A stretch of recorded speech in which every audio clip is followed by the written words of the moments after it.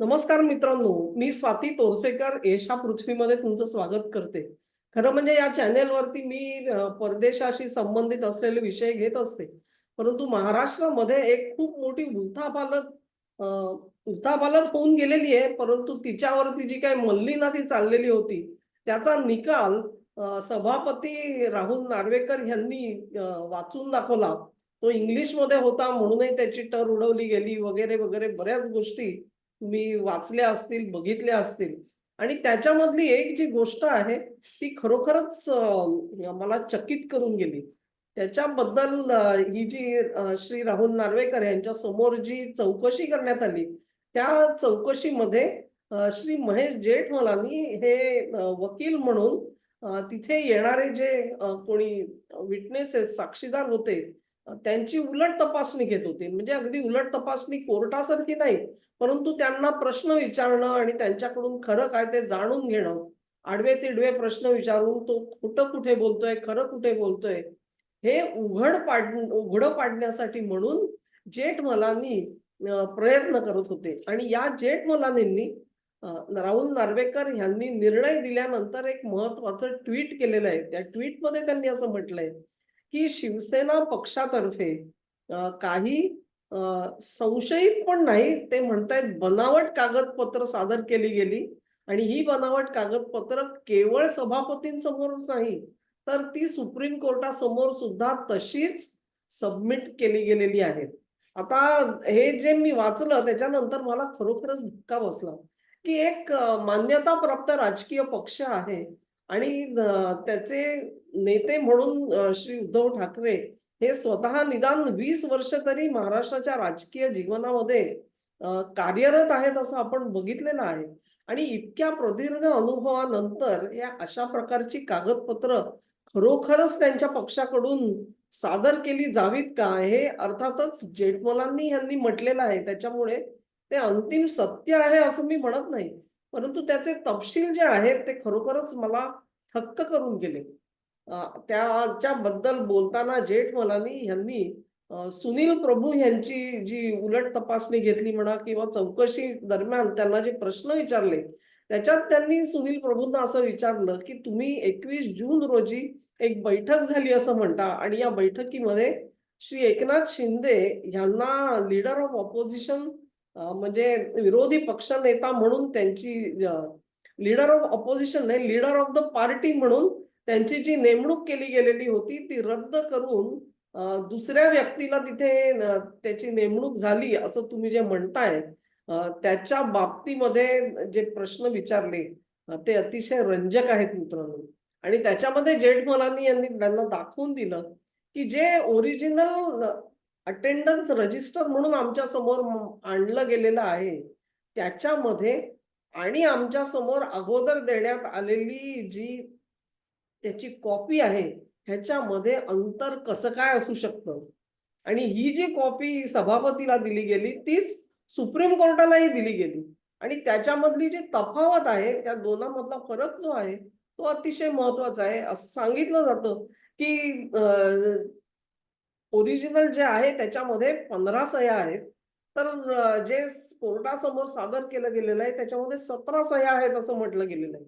त्याखेरीज जेठमलानी यांच्या ट्विटमध्ये जे आलंय त्याच्यामध्ये त्यांनी त्या दोघांमध्ये जी कॉपी दिली गेली, त्या कॉपीमध्ये तारीख नाहीये. तर ओरिजिनल ह्याच्यामध्ये हाताने लिहिलेली तारीख आहे, असं जेठमलानी यांनी सुनील प्रभूंना दाखवल्यानंतर प्रभूंनी ते मान्य केलं. या 2 कॉपीजमध्ये अंतर आहे हे त्यांना मान्य करायला लागतं, कारण ते डोळ्याने दिसतंय मित्रांनो. आणि मग हे अंतर कशामुळे आहे? तर सुनील प्रभू म्हणतात, की नाही, नाही ती काय झेरॉक्स काढताना झालेली प्रिंटिंग मिस्टेक असेल. ते काय म्हणले? प्रिंटिंग मिस्टेक असेल. म्हणजे ते हे मान्य करायला तयार नाहीत, की ही कागदपत्र खोटी आहेत किंवा ती बनावट आहेत. ह्याच्याबाबत सुनील प्रभू यांनी काहीही मत व्यक्त केलं नाही. तेव्हा जेठमलानी जे म्हणतायत, की सभापती समोर एक लक्षात घ्या तुम्ही, सभापती समोर जे काही प्रोसिडिंग चालतं, त्याला सुद्धा क्वेझाय ज्युडिशियल म्हणजे ते जणू काही तुम्ही एखाद्या न्यायाधीशासमोर अशी चौकशी करताय असाच दर्जा त्याला असतो आणि तशाच पद्धतीची नैसर्गिक न्यायाची तत्व त्याला लागू होत असतात. तेव्हा तिथे सुद्धा शपथेवरती खोटं बोलणं किंवा तिथे बनावट कागदपत्र सादर करणं ही अत्यंत आक्षेपार्ह गोष्ट असते आणि ती म्हणजे त्याच्यासाठी काय शिक्षा आहे ते तज्ञ मंडळी सांगू शकतील आपल्याला. आणि हीच कागदपत्र आता सुप्रीम कोर्टासमोर सुद्धा मांडली गेलेली आहेत असं जेठमलानी यांनी आपल्या ट्विटमध्ये म्हटलंय. तेव्हा ही मॅटर अतिशय गंभीर आहे मित्रांनो. झेरॉक्स तुम्ही ज्या वेळेला एखाद्या कागदपत्राची काढता त्यावेळेला खरोखर अशी प्रिंटिंग मिस्टेक होते हे तुम्हाला पटतं का मला सांगा? झेरॉक्स कॉपी याचा अर्थ काय? ती हुबेहूब नक्कल असते आणि ती हुबेहूब नक्कल आहे की नाही हे तुम्ही पडताळू पण शकता. जे ओरिजिनल आहे त्याच्याशी ते जोडून ते जर का असेल ते ठीक आहे बाबा हीच ओरिजिनल आहे कॉपी असं गृहीत धरण्यासाठी म्हणून ते तुम्ही नोटराईज सुद्धा करू शकता. परंतु अशा प्रकारे या 2 कॉपीजमध्ये तफावत आहे, ती डोळ्यांना दिसते आहे. परंतु ती प्रिंटिंग मिस्टेक आहे असं म्हणून सुनील प्रभू यांनी एक मोठा षटकार मारलेला आहे असं मी समजते. आणि ह्या सगळ्यातून मला आठवण झाली ती सोनिया गांधींची.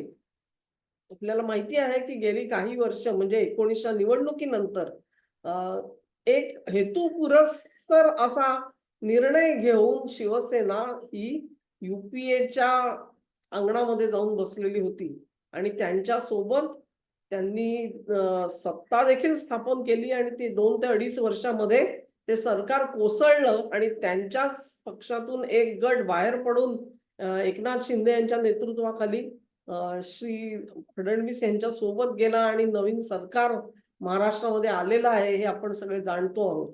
आता अशी जी बॅकग्राऊंड आहे तेव्हा सोनिया गांधींचा जो सहवास, सोनिया गांधींचा प्रत्यक्ष मी म्हणणार नाही परंतु त्यांच्या पक्षाचा सहवास जो शिवसेनेला मिळालेला आहे याच्यामध्ये एक मराठीमध्ये एक आपल्या म्हण आहे की वाण नाही पण गुण तर घेतला.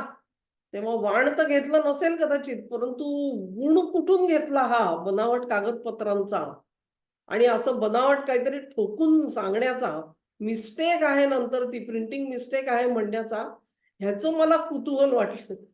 आणि ती गोष्ट आठवली की 2004 साली ज्या वेळेला श्रीमती सोनिया गांधी यांनी रायबरेली मधून निवडणूक लढवली त्यावेळेला जी कागदपत्र त्यांनी सादर केली होती त्याच्यामध्ये असं लिहिलेलं होतं की तुमची शैक्षणिक अर्हता काय हे लिहिण्यासाठी जी तिथे जागा सोडलेली असते त्याच्यात त्यांनी लिहिलेलं होतं की certificate course in English language from Lennox cook school comma university of Cambridge comma completed in 1965.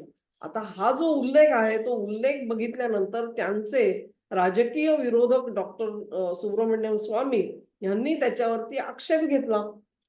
स्वामी आणि सोनियाजी हे दोघे जण 99 साली एकत्र होते वाजपेयींचं सरकार पाडण्यासाठी.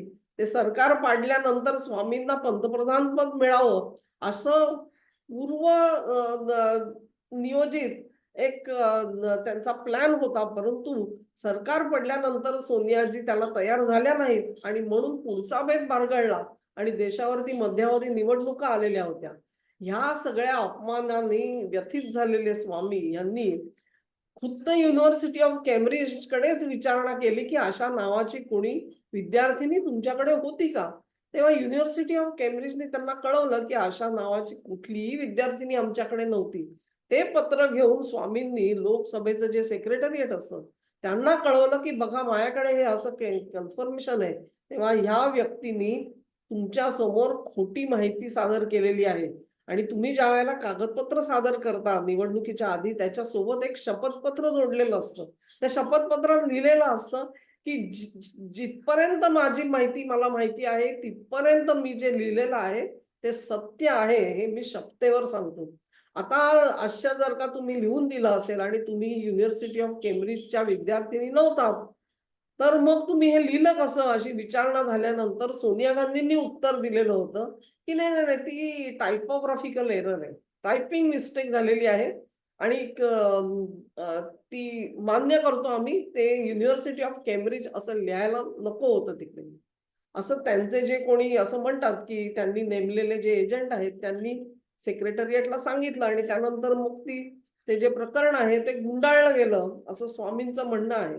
त्यांचं म्हणणं असं आहे की अशा प्रकारे तुम्ही जर का तुमच्या क्वालिफिकेशन बद्दल कुठे थापा माराल, एखाद्या छोट्याशा खाजगी कंपनीत सुद्धा तुम्ही असं ठोकून काहीतरी दिलं तर ती कंपनी तुम्हाला काढून टाकते. त्याच्यासाठी काही शिक्षा असतात. परंतु यातली कुठलीही शिक्षा श्रीमती सोनिया गांधींना झाली नव्हती. तेव्हा ती जी टायपिंग एरर आहे त्या टायपिंग एररला उद्देशून डॉक्टर स्वामी नेहमी विनोदानी म्हणा, उपहासानी म्हणा म्हणायचे, जगामधली सर्वात लांब लचक टायपिंग एरर कुठची असेल तर ती ही होती. Certificate course in English language, Lennox cook school, university of Cambridge, completed in 1965. एवढी मोठी टायपिंग एरर ही त्यांच्या अर्जामध्ये तेव्हा होती. त्या सुनील प्रभूंचं हे जे वक्तव्य आहे ना ते ऐकलं मी, की नाही नाही ती तर प्रिंटिंग मिस्टेक असेल, झेरॉक्स काढताना झालेली प्रिंटिंग मिस्टेक असेल. हे बघितल्यानंतर मला खात्री पटली. मित्रांनो, गुण तर नक्कीच घेतलेला आहे, अजून वाण घेतलंय की नाही सिद्ध व्हायचंय. बघूया पुढे काय होतं ते. आमचे एक फेसबुकवरचे मित्र आहेत, श्री मिलिंद वेर्लेकर म्हणून. ते गिनीज बुकचे जे रेकॉर्ड असतात ना त्या रेकॉर्ड्सचं तुम्हाला सर्टिफिकेट हवं असेल तर त्याची कन्सल्टन्सी करतात. तेव्हा वेर्लेकरांसाठी हे 2 विषय आहेत.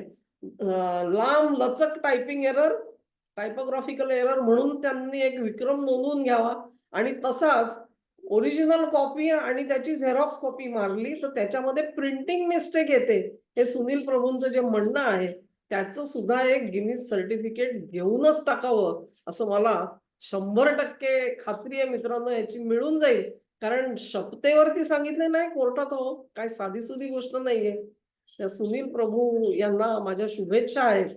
कारण जेठमलानी यांचा सारखा जो कसलेला वकील आहे त्यांनी या चुका कशा बरोबर टाळून त्याच्या सोबतीने प्रश्न विचारले ते लक्षात घ्या.